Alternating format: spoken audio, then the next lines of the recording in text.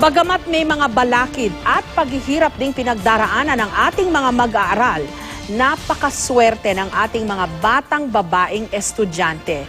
Malaya silang nakakapasok sa eskwela, katulad din ng kanilang mga kaeskwelang lalaki.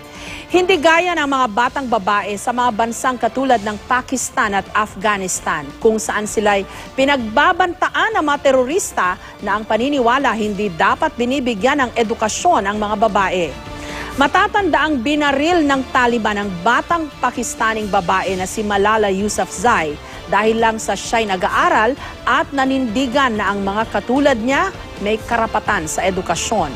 At ngayon nangyari muli ang karahasang ito sa bansang Nigeria naman, kung saan kinidnap na mga bandidong Boko Haram ang daan-daang mga batang babaeng estudyante. Banta pa ng kanilang leader, ibibenta niya ang mga bata. Dahil dito nagsimula ang kampanyang #BringBackOurGirls. Pinamunuan ng mga celebrity pati na ni US First Lady Michelle Obama. Hindi malinaw kung papakinggan ng mga bandido o terorista ang hiling ng buong mundo.